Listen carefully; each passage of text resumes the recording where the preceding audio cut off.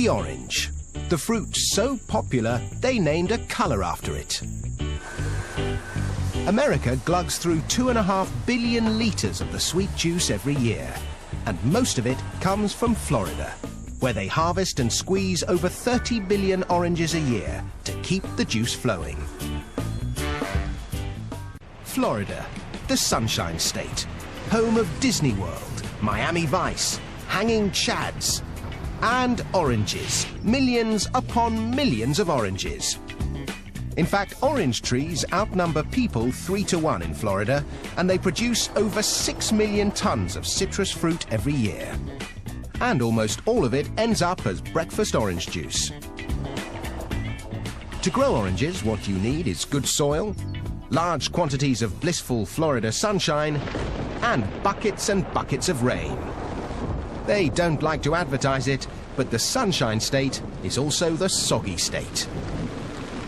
Parts of Florida are among the wettest places in the US, with up to 180 centimetres of rain a year. Not so good if you came here for a beach holiday, but great for farmers like Tom Kirshner. This is what adds up to giving us a good environment to grow citrus, adequate rainfall to produce large crops with lots of juice in them.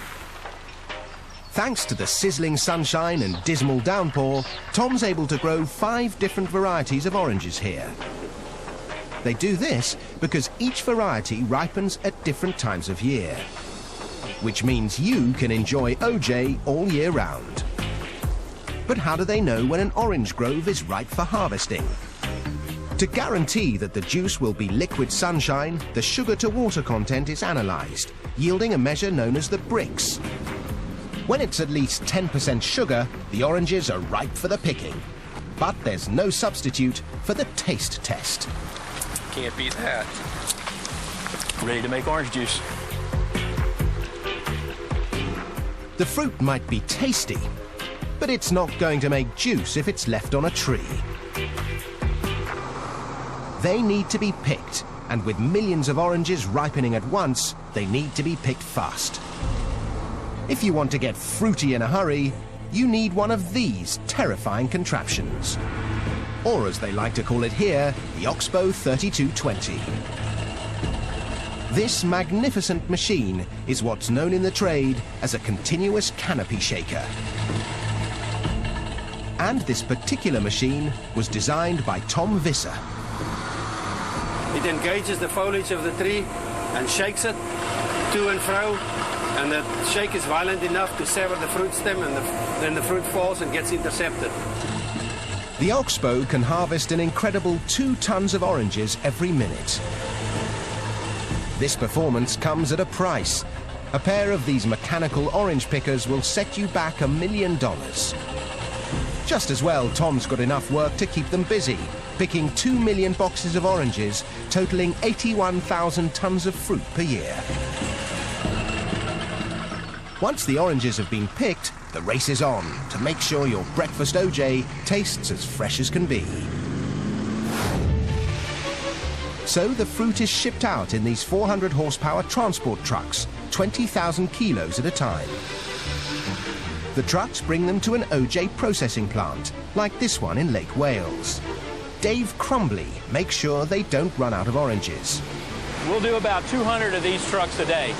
And each one of these trucks will hold about 120,000 oranges. In 24 hours, we'll be about 24 million pieces of fruit that will run through here. So, more often than not, Dave gets his daily dose of vitamin C. To begin with, the oranges are washed out of the trucks.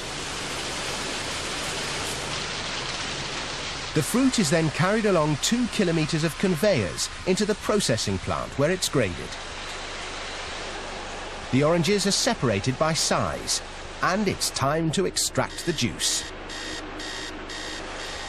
But these days you won't find gangs of sad-looking orange squeezers with sore wrists. This is orange juice squeezing on an industrial scale. This fearsome machine drops each orange into a ring of metal prongs, which squeeze out the juice before ejecting the pith and peel. From orange to OJ in the blink of an eye. Of course, when it comes to OJ, the world is divided into 2 great opposing camps. One likes it smooth, the other with bits. So a load of the pulp that has been carefully screened is added back into the juice to create the wholesome, authentic OJ with all the good stuff still in it.